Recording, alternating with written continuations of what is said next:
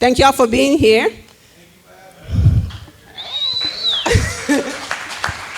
All right, so I'm also super excited and grateful for the speakers that we have today. It's going to be two groups. The first one right here. And I mean, this is, I don't even know what to say. Like, there are some superstars up here, right? And they could have been anywhere today. They chose to be here with us, and I'm super appreciative. So we'll start with Mr. Cyril right here. He was a 4-time national champion in track at LSU. You can clap. That's pretty cool. But it gets better. NFL Super Bowl winner. Because, you play track, then why not switch it up and play football, right? And tell us what it is that you do today. What it is that you do today? Hustle. I'm a hustler. So today I am, I guess, in a way, serial entrepreneur. Also, the director of operations for the Tyson Center. Our founder isn't here yet, but he's on his way. And so what we do with the Mental Health Center is we create a space. First it was for athletes, but then we open it up to young adults, and we're helping them through the journey of life. So whether it's through mental health coaching with a psychologist, inpatient, outpatient, all the way into life coaches with Coach Will sitting out there, right there, who will coach you through life. And so that's what we do. I'm a personal trainer as well, coach kids, and I'm just like everybody else who's in transition from the sport as well. So that's life. No, that's awesome. And we'll definitely have to talk about the mental health piece that you guys do. Thank you for being there. And next we have Larkin Rowland. She is a first team All-Ivy basketball, so she played ball and she's smart. She went to Dartmouth. I don't know how to pronounce that. How you say it? Dartmouth. I'm not American, y'all, sorry. College. And then she played professionally overseas, and now she's actually building 3XBA. Would you like to tell us what that is? Sure. So 3XBA, 3x3 Basketball Association, is the first pro women's 3x3 tour and youth development pipeline in the U.S. So we usually take transitioning athletes, so they've been drafted to the W, maybe they were cut early, and they come and play with us for the summer. So FIBA 3x3 basketball, which is its own. Where were you when I got cut? I know. Well, Whitney played for us actually, and we take them. They play with us for the summer, and then usually they get called up, or we help them get into their overseas careers as well. Awesome. Well, as you can see, there's a theme here, right? They all transitioned and gracefully, but last but not least. All right, so she was my boss at my first job once I retired from basketball at Equinox. And 8 years later, we're still kicking it, right? So thank you, Danielle, for being here. Started off as a college basketball player. Don't yawn, I'm not boring. I need a coffee. Well, we are in a coffee shop. So basketball in college, pro, and then, because why not, right? Play basketball, then become a world champion boxer. Who does that? That one. So yeah, you can clap for that. That's pretty cool. You're a world champion. And she's now the regional manager for Equinox, and that was the Texas region. And yeah, tell us about your transition and what you do today. I think I'm still transitioning because I'm still fighting. But I think most athletes in general always feel the need to compete, and any job where that allows you to compete or feel competitive, I think, is open for athletes. Also, you, as an athlete, the reason I chose Equinox is because I get to do kind of what I want. Kiwi also used to work over at Equinox, still my homie. Abby. Who else worked here? Dominique. Oh yeah, Dominique worked, over at Equinox for a little bit. So, I mean, I don't know how to explain it. Like, I like to empower athletes. I like to have, my people around me. It's also great for an environment like that. It's not normal to see your kinfolk at an equinox, if you know what I mean. But yeah, no, I don't know what else to say. Most of my stories on the internet and kind of boring, but yeah, that's it. Well, for anyone that is an athlete in transition and you haven't figured out what your next path is, they're hiring. It's a great place to, start working while you're still trying to figure out your next path. So if something that interests you, talk to her when we break. She's available. But let's start with just a random question. What is one thing that you miss about your sport?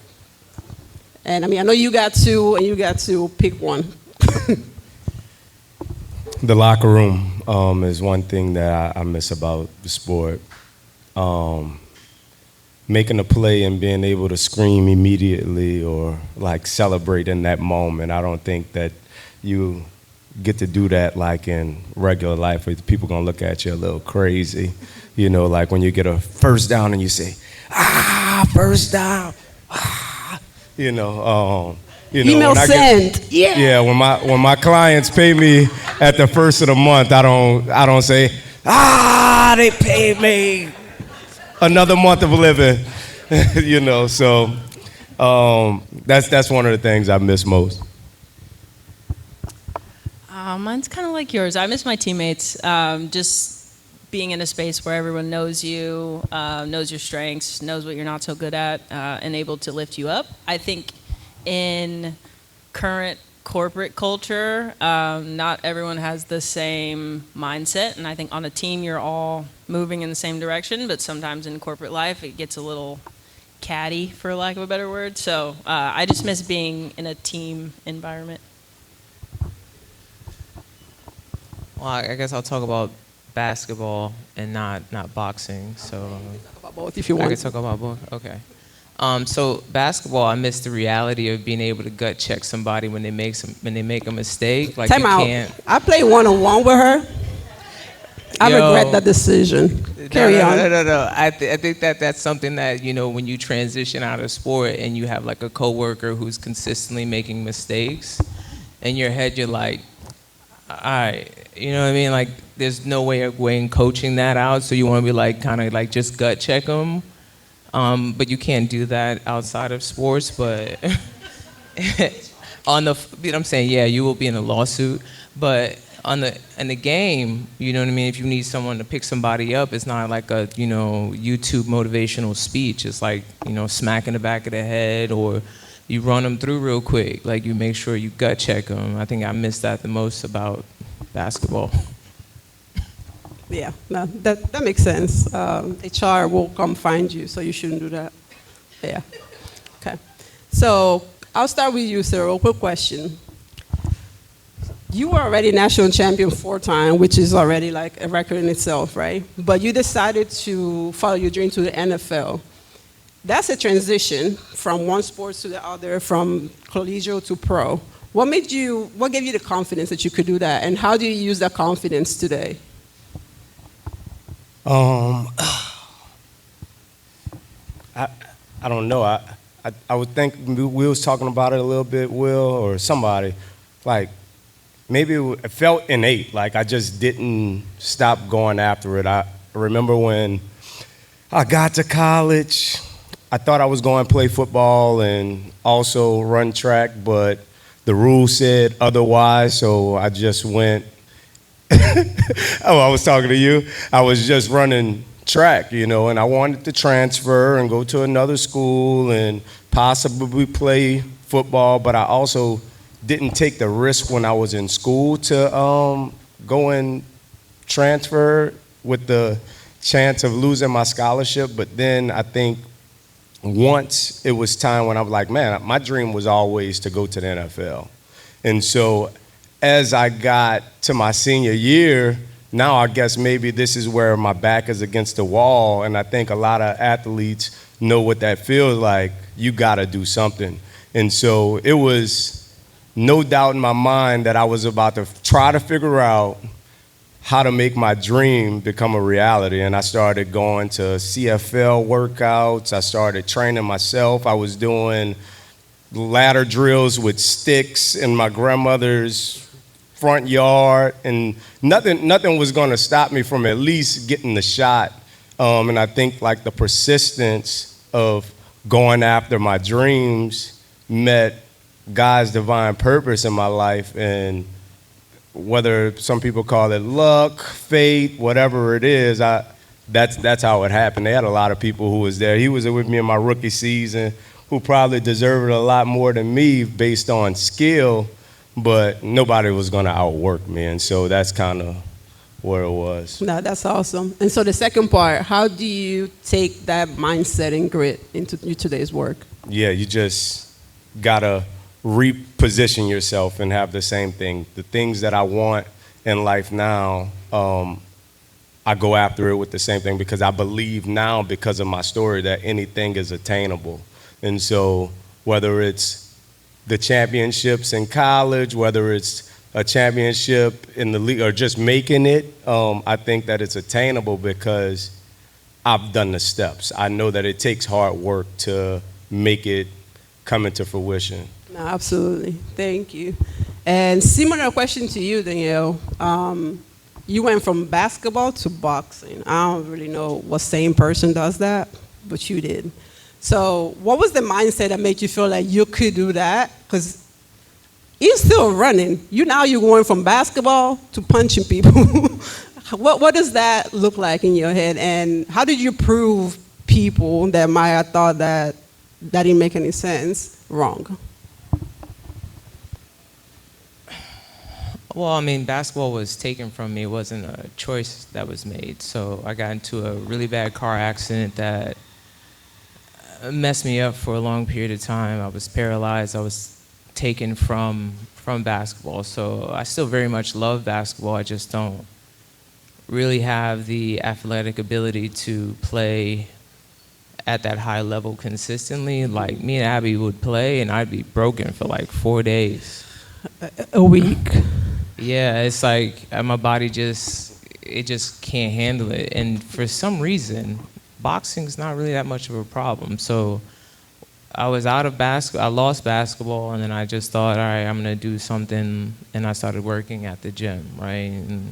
And I was like, oh, this is cool. I ain't gotta get dressed up, and I can make money. This will be all right. I could do this. And then, like, you know, slowly but surely, that competitive bug came out, and I was like, I gotta do something.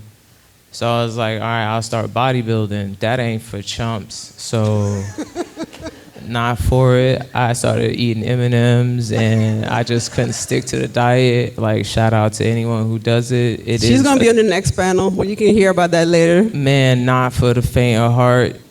And my legs are skinny, so that wasn't going to work. So one of the dudes at my job was like, look, you know, we could hit pads, you might like it. And I was like, I started hitting the pads. He was like, you never boxed before? I said, I mean, I scrap, you know, if we get down to it. But I ain't never in my life just started thinking about scheduling them, you know? So, yeah, that's how I got into boxing. You know, it was a couple of those sessions, and then all of a sudden I had a coach, and I was at a gym training. I was like, this is odd.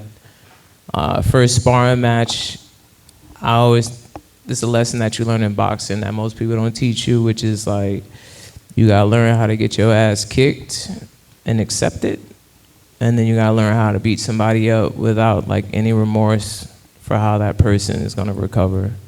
And those are two very hard lessons. So very different from basketball, which I still very much love, but I never watch anymore because it's bothersome. I watch boxing though, but I think Mercedes Walker was in your league, yo. Yeah? Let's just think about that. You have sidebars over here. Yeah, I can't pay attention no matter what it is. We know. But thank you for sharing that. I knew that, but I didn't want to put it out there because I didn't know if it was. So thank you for sharing that. And that goes back to the point of what Global Life is, right? Like, you can transition out of sports on purpose. It can be taken away from you. But either way, you have to be prepared to come next. And that's what we're trying to build a platform for. It doesn't have to be the end of your career, but you can still plan for what's after. So that being said, question for you, Lakin. So once your pro career was done, you decided to go into coaching. So a lot of athletes go into coaching by default. Was that a choice or was that by default? I would love to say it was a choice. But once you retire, it's like, okay, well, now what? And I had a window of opportunity after I retired to coach at my alma mater. So my head coach was like, hey, what are you up to? I was like, I'm busy doing so many things. She's like, oh, do you want to coach with me? I was like, sure.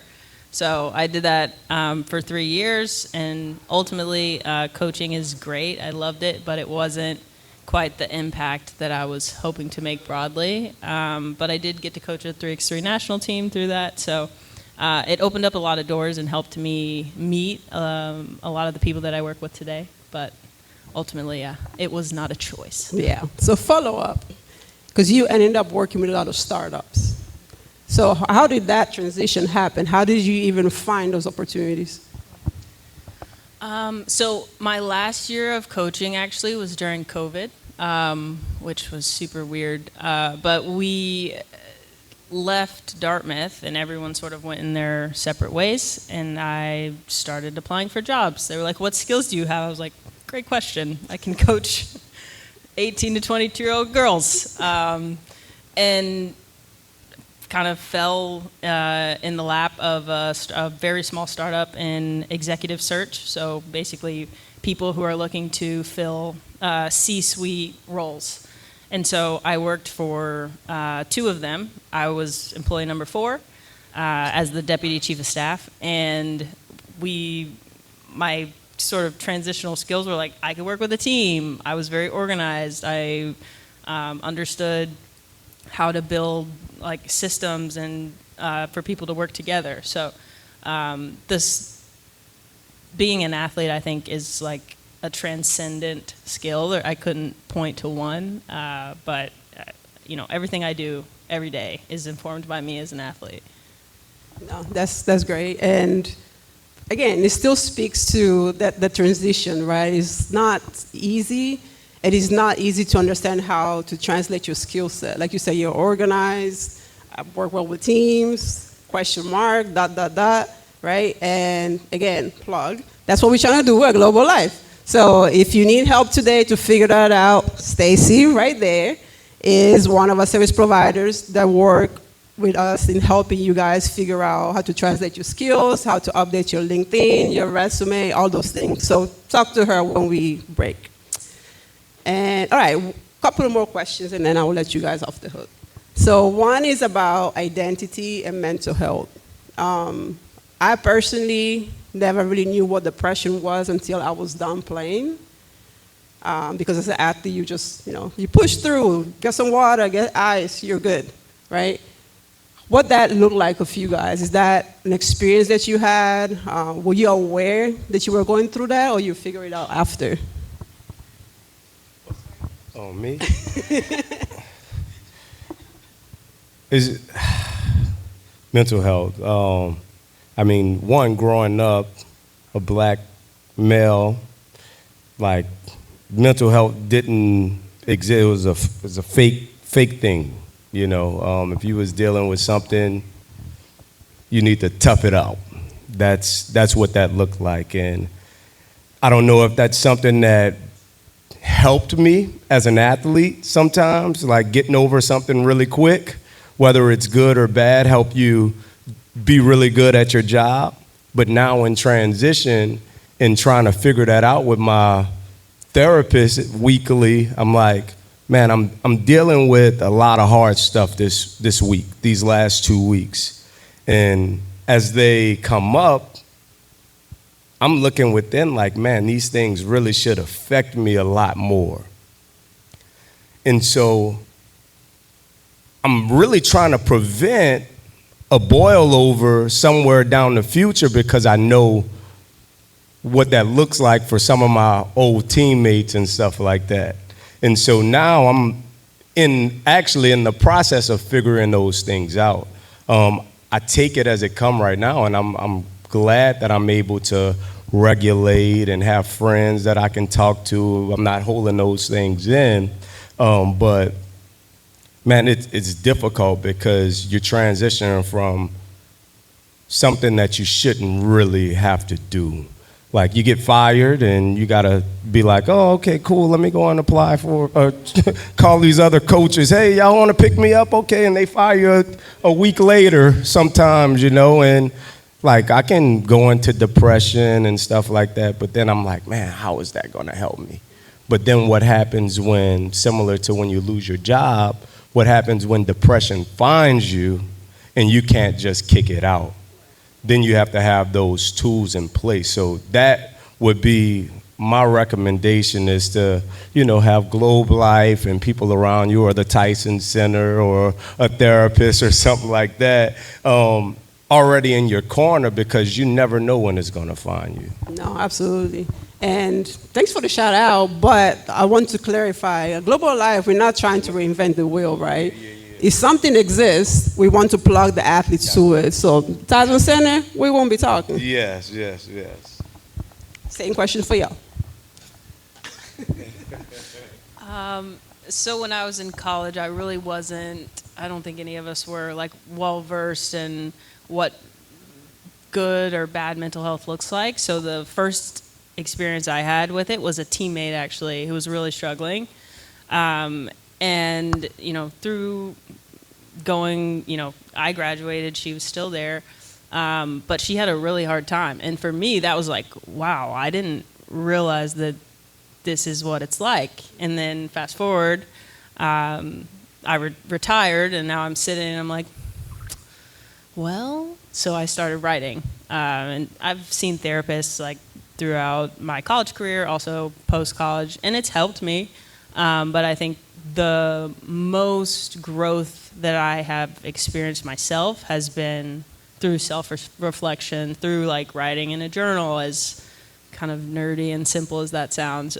So I totally advocate for it, especially for our athletes who are going through something similar. Like, they get drafted, and then a week later they're cut. And then, wait, there's more. Someone calls you, they're like, hey, you want to fly all the way across the country? You go to one practice, you're on your way to the first, game, like exhibition. They're like at the airport. Oh, by the way, the driver has your bags, like you're cut. It's insane. And so for them, like, usually they have no idea what to do. Like, you call your mom, my parents, maybe. So we're there for them. We usually, we can connect them with other players who this has happened to, which helps a lot. But totally, like, helping them find mental health resources is something that we do quite a lot, actually. Yeah, it's definitely needed. What you got, D? I don't know. You guys seem really healthy coping mechanisms. This is gonna sound so ratchet. When I found that I couldn't play anymore, I went in my apartment, closed the door, and got a zip, and I played Rock Band until like my mom came to get me. I was not okay. I felt like garbage, and also like I didn't know what to do. I was playing basketball since I was like 8 years old. And then when I found out like the nerve damage is not gonna get any better, this is just might have to be how I live my life. I'm not even 30 years old at this point, so it was like, this is wild. I'm never leaving this freaking apartment. And my mom's, she's also not wrapped too tight, so it was like a real whirlwind when she came by. Like, we talked it out. My father had just died. I lost my career, and now like I'm also out of weed, and my mom's here yelling at me. This is a fucking terrible day. So like, it didn't work out, how I thought it was gonna be, but I think that's just how life is. Sometimes you gotta figure it out, but I ain't have a therapist. I'm dyslexic, so I can't really write that well. So I had to figure it out, you know what I mean? It was tough. Got it. So, last question for everyone is more like a rapid fire. If you had to give 2 words of advice to an athlete that is trying to figure out who am I without my sport and what will I do next, what would that be? Who am I without my sport? Connect with someone. That's cool. That's good.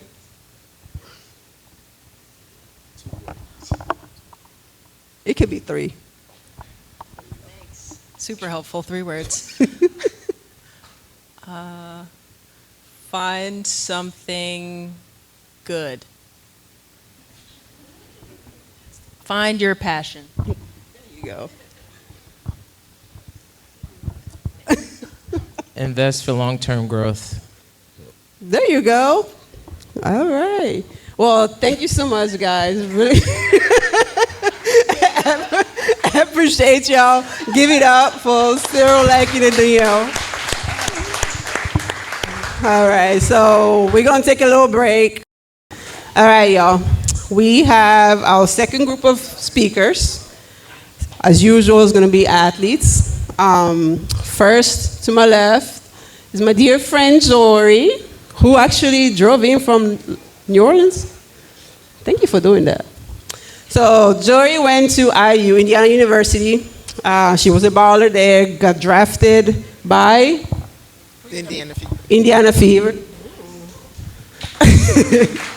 And played professionally overseas, and technically you still playing. 13 years in. 14, my bad. 14 years in. And played across over 10 countries, and she's the founder of WeEvolve, which is a legal tech platform that gives athlete contract review tools, salary comparison, and unbiased support so that they can make educated decisions. Jory, you are technically still playing, right? So what makes you able to play and be a startup founder? She was gonna pass it to me. What enabled me to do that? I think similar to some of the panelists prior, you kind of don't think about that. You just go.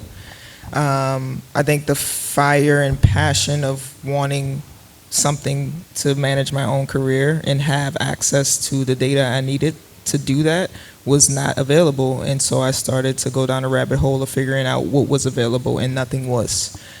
And that led me to just continuing, and the idea, the vision evolved into something real. And I think that's kind of how all things start. You make a conscious mental decision to do it, and you do it. And again, back to being an athlete, that's what we've learned how to do, reaching the heights we've reached. Yeah. So that's really the simple answer is I just did it. Yeah, 100%. No point intended. And to she's Nike. keeping it cool right now. She's very passionate about this topic. Jory's gonna come out her shell in a second here. But anyways, next up is Coach Kiwi. So, random. I actually met her here, because I come here every Saturday to work. She was doing her work on the side. I was like, hey, you look like you play sports. And what do you do? And she actually played professional women football. I never even knew that was a thing, so I thought that was really cool. And then she's also a bodybuilder, because, I mean, she had veins on her arms, so I kind of figured, but she does that. And so, based on what Danielle said earlier, we're going to hear about like, the discipline that takes. But she's a personal trainer, has her own business helping women in their 40s train like they are athletes. So, Coach Kiwi, tell us a little bit more about being a national champion in the Women's Football League, going to bodybuilding, and now training. What does that transition look like for you? Wow. So I was just having this conversation, you know, like she said, didn't even know, most people didn't know that women's football, professional football was going on during the time I was playing. We were all playing with nobody was paying us to do it. It was just a passion. So that same passion I had to do something and nobody had to pay me, transitioned over to what I'm doing now. Like I literally do, you know, what I love to do, and it just transitioned to, you know, giving women that inspiration to become the best version of themselves, no matter how old they are, what they've done in the past, whatever the case may be, because I have no limits on what I do. So I truly have that passion. Like, for most of the 45 women that were on the team, nobody could tell us that we couldn't do what men were doing for so long. So I took that same energy, and that's just my energy that I give to every last woman that I touch. Like, you have the capabilities to do whatever it is you want to do, and I take that same fire, that same passion, the same drive that I had as a women's professional football player, champion at that, and I champion other women as well. That's awesome. That's awesome. Yeah, give it up. And then last but not least, we have Adam. Adam played baseball at Mississippi State and is now a financial service professional at Mass Mutual, which is actually out there. They have a table, they're hiring. So if that's your field, talk to Adam and his team. But Adam, how was your transition from being a baseball player? How did you end up in the financial space? How did you even know about it? So my transition happened a lot longer than my fellow panelists. I'm about 8 years out of my career as of now. Mine happened a little bit earlier on. I had a good high school career, got into college, beginning of my sophomore year, had a double hamstring tear that couldn't come back from, had to have surgery, and just at that point in time needed to rely on school. And so I'm from South Mississippi originally. It's not a whole lot there, but there's a lot of hurricanes, and so I got into like the insurance business, doing like selling home and auto insurance for a little while. Did really well in that, but it was like very transactional business. I wasn't really creating a lot of good relationships, so that's kind of what got me into this. Met my wife in Mississippi State. She's from Houston, and I always wanted to get into financial planning, actually working with individuals, families, business owners, kind of helping them along the way, and just actually making more meaningful relationships. Nobody wants to talk to their home and auto insurance agent most of the time, Yeah. and so did well in it, but just got tired of that. And so now I'm in, obviously making relationships with families and business owners, and Yeah. that's what kind of got me into that. So. That's awesome. Thank you for sharing. So I'll start over here. What is the biggest misconception people have about starting a business? You are doing it while playing. So actually it's a two-part for you. You are able to start your transition while you're still playing. What does that look like mentally? Are you Jory the basketball player or Jory the founder? Yeah, that's a good question. Mentally, you're always told, everyone outside is telling you have to choose. So that's a mental battle you're playing as well. You're playing, kind of trying to find balance in something that no one can really explain to you how to do it, because there aren't many blueprints available to you. And so you're balancing the time you commit to a sport. You're balancing feeling like you have cheated on your sport while also doing a unique experience of tethering with something else when you have been tethered to another thing for so long. And so it's kind of an emotional battle, truthfully. And how do you do it? What's the misconception? I think the misconception is just the fact that there's so many moving parts that people assume. We hear a lot of people say athletes are great at business, athletes can transition, you have all these transferable skills, but yet the misconception is that you haven't learned how to transfer those skills. So yes, we know we have them, but you have to actively learn how to activate those skills in a totally different arena, and that is not easy. And I think that's the biggest misconception of it's kind of easy and is lazy to just be like, yo, you have these skills. Thank you. You've motivated me. Now I'm here being like, they said that, but I'm not understanding what they said right now. I think that's a huge misconception to throw that out there, but yet you have to activate those skills to be able to make them work in this new arena, and that's not easy. Yep, absolutely. I think one of the first conversations that I had with Joy about WeEvolve, the words that she used, I was asking her, like, are you a product manager? Because that's what I do day to day. And I was talking to her like I'm talking to like a coworker, but you did the work, you did the research, and you learned the language, and you sounded legit. So I think a lot of athletes also don't have that type of mindset, right? To actually go out and learn something new because it's scary. So speaking of scary, Coach Kiwi, not you. Wait, that came off wrong. What I meant is you transition from football to coaching, but it's a business, right? And you have an engineering degree. How do you get an engineering degree, but then decide, you know what, gym? I'm gonna be honest. See, back in the day, it was all about making my mother happy. So for me, I was the first to graduate.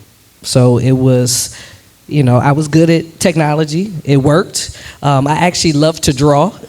I actually wanted to be an artiste, but that didn't make no money. Well, then, so my mama said, pick something else. Engineering was the thing, so I hung that on her wall. And at that point, it was about me doing what I wanted to do for me. I had already done, what my mom took care of me. So that was the passion behind that. But then after that, it was like, I want to go do what I want to do. And that's really, at that point, it was like, okay, what's going to make me happy? What am I going to get excited about? And what's going to make me money, that I don't have to sit behind. I learned very early I didn't want to sit behind a desk, obviously. So it wasn't hard to put that on the wall and keep it moving. So it wasn't necessarily a scary transition. It was just more Not at all.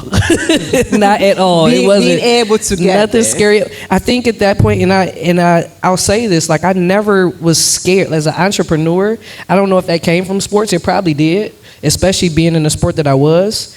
It's not too many scary moments. Yeah. And I've been an entrepreneur for over 14 years now. So, outside of maybe not making the money or failing, which we all do, you get up and it's like, all right, let me see, I'm about to make this better. Because we all, as champions, it's like, yeah, we've all lost before. Yeah. But that just gave us some more reason to now win, period. Absolutely. Adam, I'm going to piggyback to what Joy said earlier about not knowing how to translate the skill set into what's next. So for you, now that you work in a financial environment, what about your experience as an athlete do you see you actually use in your day-to-day job? Yeah, I was first off, I started off in engineering as well, so I was a There you mechanical go. engineer. Meant like most of us, ball is all we care about until it's not there anymore. And same thing, I was good at math, so I did mechanical engineering, and shortly realized after baseball was not around anymore that I wanted to be competitive, wanted to rely on myself, and put whatever I can get into it out of it, and that's what got me into the entrepreneurial mindset. I've been in sales for 8 years now, and I just love, being in sports, you're trying to beat the next guy, or be better than the next guy, or be better than yourself, be better each and every day, and being an entrepreneur, the same thing. Try to wake up doing better than you did the day before, and I knew if I still kept that passion, kept that drive, then I'd be successful in that. And then also being able to control what time you come in, what you're doing, getting out there, and putting yourself out there is just something that appeased me, and that's why I got into that field. Yeah. So follow-up question for you. While I was doing my research to understand how we can help athletes by, finding companies that want to hire them, I realized that a lot of companies in sales and insurance hire athletes. Why is that? Because they don't give up. And I'll say getting started, I didn't know anybody. I moved from a town of 10,000 people to Houston. It was a big leap of faith. I had a well-established insurance practice that I left behind and came here to, obviously venture out into a larger city, larger demographic, and you got to have a lot of drive. I was starting off making 50 to 100 cold calls a day and getting hung up on, and some not so polite people. But if you're a non-athlete, it's easy to give up, move on to something else. But I had a competitive drive that as soon as somebody hung up on me or call didn't go well, I just keep pushing through, and I wanted to just be better in each and every day. We now obviously have a better system of calls and better client base, but just that drive that I give up is what makes athletes great in sales for sure. Yeah. Yeah, and we talked about that drive earlier, right? And while it's good that athletes don't know how to stop, it's not always good because sometimes we do need to know when to stop. Yeah. So, Joy, you are, I guess, in transition, trying to figure out, am I going to go back? Is Lorenzo going to get me this contract? Lorenzo's the age, and we have the same age. And, or should I just heads down, keep going on GloBall? How do you mentally compartmentalize and actually make sure you're making the right decision for you and not just for your ego? Yeah, I mean, it is hard. It's not easy because you believe in something, you constantly get reassurance in the market. I'm talking to you customers, AKA athletes, but also the other side of the industry because we're building infrastructure. We're not just building another product. So infrastructure means all different parts of the industry must connect to this ecosystem. I think from a business standpoint of holding myself accountable is looking at the numbers, as they say. Run the numbers. Jory, let's reevaluate what we're doing. Are we moving forward? Are we seeing it? And yes, the industry is moving towards in the right direction for as athletes, for as needing more contracts to be reviewed, for as, you know, even the system they have for NCAA right now, one of their biggest issues is time because the compliance organizations can't keep up. Automation can. So it's constantly asking myself those questions and saying, yes, everything checks out on paper. We just need that one point. And that's where it's like I can keep relying on the athlete side of me to push me forward. For as balancing if I play, if I don't play, it really comes down to cash flow and bootstrapping. Like, I mean, it's not really an athlete problem. It's an entrepreneurship problem. Like, do I quit my job yet? Or investors saying you can't play and do this. And it's really like, it doesn't matter. If you believe in me and want to invest in me, invest so I don't have to play. If not, I have to keep doing what I can do to sustain. And so that's where it gets very much difficult because it's different between an athlete stop playing and now I'm going to go work at a job. It's like I have to stop playing, and if I do need cash flow while I stop playing to launch this company, I have to find things that work that give me a little bit of cash flow that aren't traditional.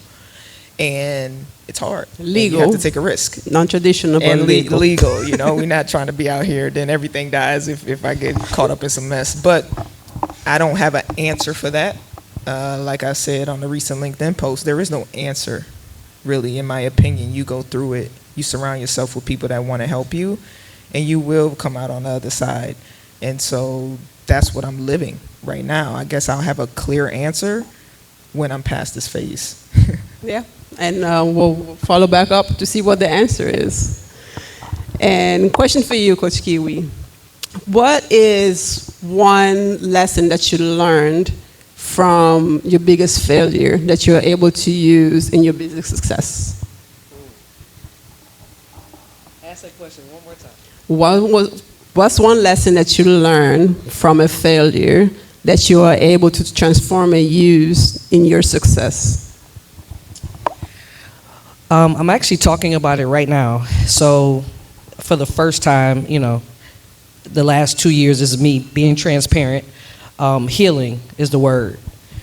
Like the gentleman said earlier, like we didn't have mental health. There was no mental health, okay? There was, you know, I don't remember crying half my childhood because you weren't allowed to.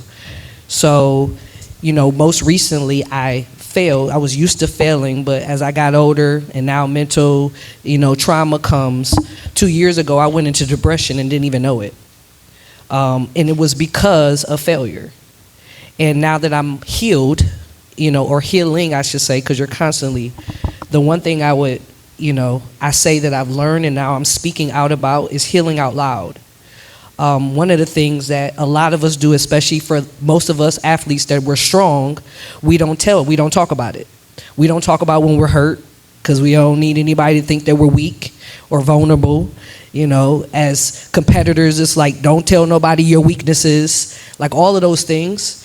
But right now, I'm literally healing out loud. So I'm telling people how I healed so they could be better healed. So one of the things I would say, what I learned through failure is how to actually speak my healing out loud so other people know you don't have to heal behind closed doors, because to be honest with you, you really can't do it. You need help.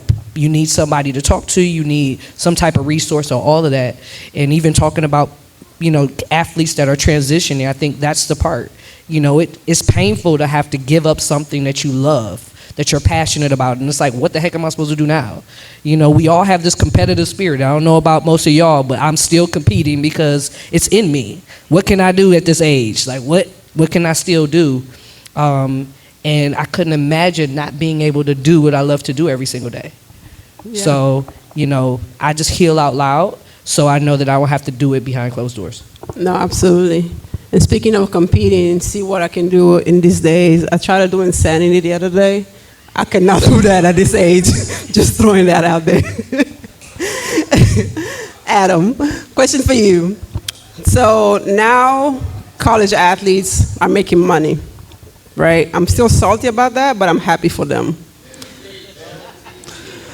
But the problem now is financial education needs to start a lot sooner, right? Because as an athlete, I can speak for myself, once I retired, the savings became a daily bills payment plan, right?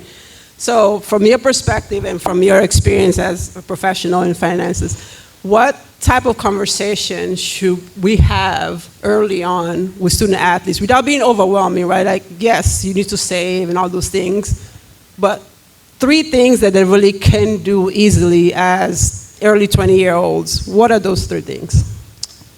Yeah, I mean, really, a lot of what we plan for is weather and storms. You know, making sure cash is king. You got to have cash on hand, especially 3 to 6, sometimes 12 months of just your emergency expenses saved up. And I think people don't really like set that money and park. Oh, yeah, sorry. They don't park that money aside. Obviously, put that money aside. Make sure, hey, like, if anything happens, I get cut, you know, this NIL deal doesn't fall through, it's less than what we thought it was going to be, or whatever it may be. I didn't have that problem when NIL obviously was not around when I was there. But just making sure you're setting that money aside. Just get systematically used to setting money aside, no matter where it is. Money market, savings account, obviously, ideally, like IRAs, mutual funds. It's going to, you know, grow exponentially over time. But yeah, just making sure cash is king, getting skinny is what we say, just making sure that, you know, while you're in that transition period of not sure, making sure if, you know, the pros are going to work out or what my career is looking like, I've got to make sure I have cash on hands and live just based on the essential. Don't go buy that Lambo or whatever, whatever they're doing with their NIL money now. But yeah, just being smart with your money and making sure that you're a good saver. Most of my clients that are, you know, multimillionaires now, they just got really good at saving money. You know, I mean, they are always systematically saving 15 to 30% of their money, no matter if they're making 100 grand a year or $1 million a year. Those are the people that I've seen that have done exponentially well. Is they're really good savers. They plan for the future. They plan for worst case scenarios, and they looked up and they're multimillionaires. Just, you know, you save money, everything kind of works out. Yeah, I mean, that's the goal, right? Yeah. And not to get in your pockets, Jory, but you're the most recently still playing, right? So Yes. have you ever thought about the fact that if you decide to go to a job, likely your initial salary might not be the same as what you're used to while playing? How do you prepare for that financially and mentally? Because it is kind of like an ego thing, right? Like now you know that, then I have to start from the bottom again. I could just keep playing and make that much, but can you really?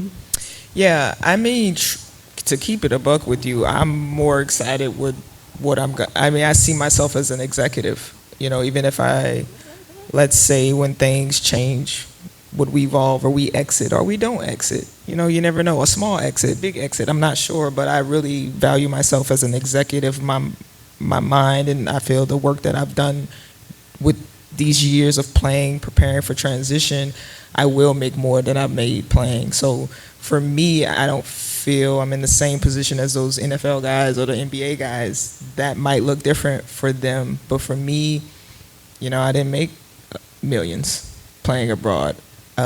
Did I get wealth? Yes, because I lived and I have strong relationships with people in multiple different countries and now business relationships. So that's wealth for me. I mean, you like Italy, so. You know, so that is wealth that I believe is going to translate as a residual, as a return on investment for me, which is going to make me be a little bit more wealthier than I was as a player. So technically, it's not that scary. I'm actually looking forward to executing the things I'm trying to execute right now.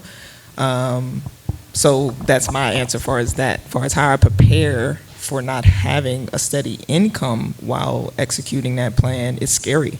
Yeah. You know, it's that's the transition, right? Like, what can I do right now if I don't go play to still be bootstrapping and making this thing come to fruition? That is why you're in these spaces, or you're trying to figure it out. But also, why these spaces exist is because I don't want to go work at Enterprise.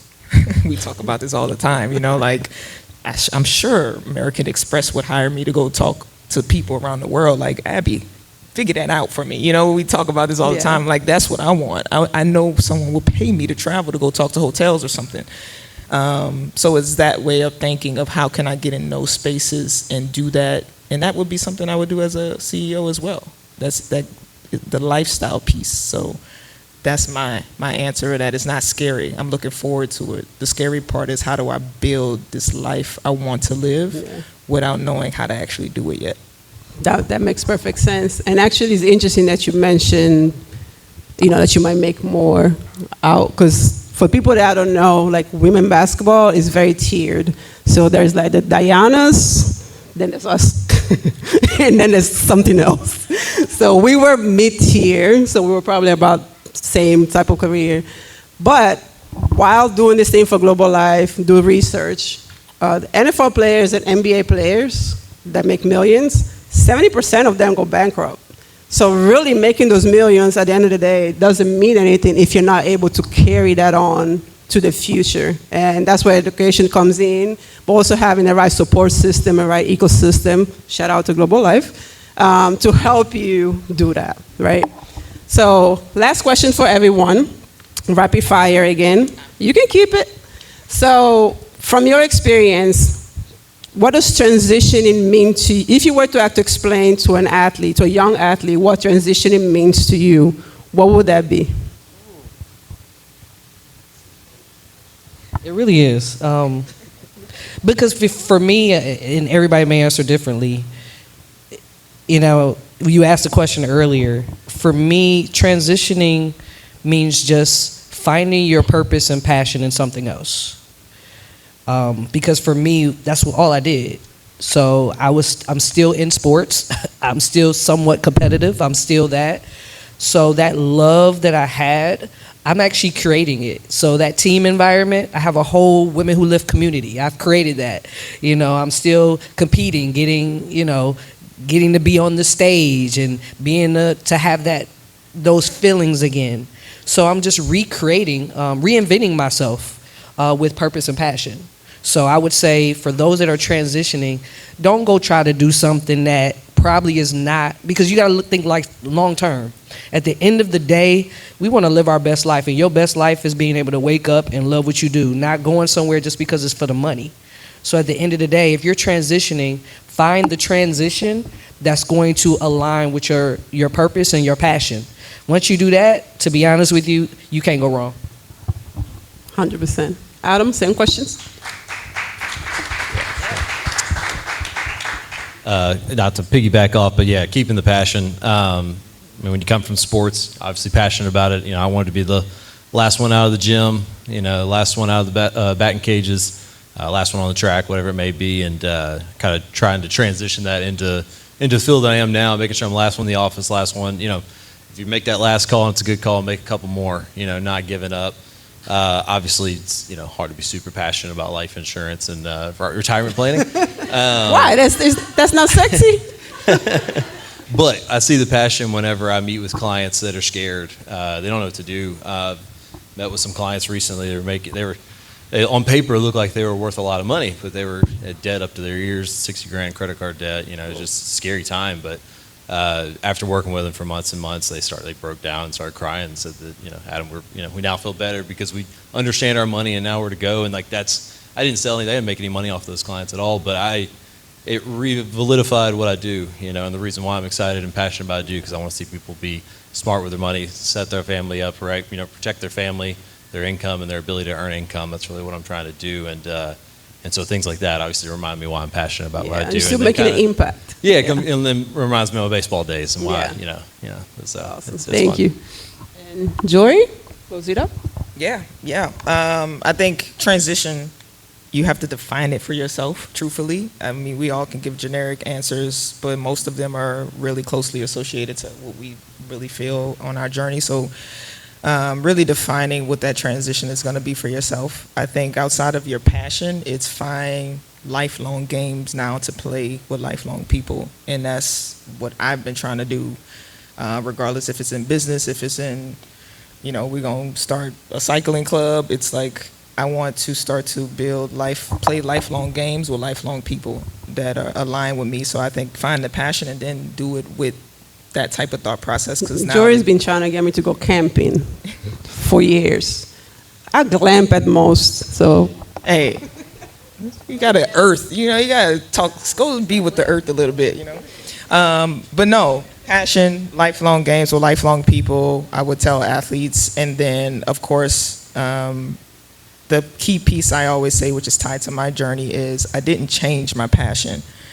I just reevaluated and changed how I was going to reinvest into that passion. I loved basketball. I loved sports. I was an only child, but had a whole bunch of cousins in New Orleans, but I was the only child.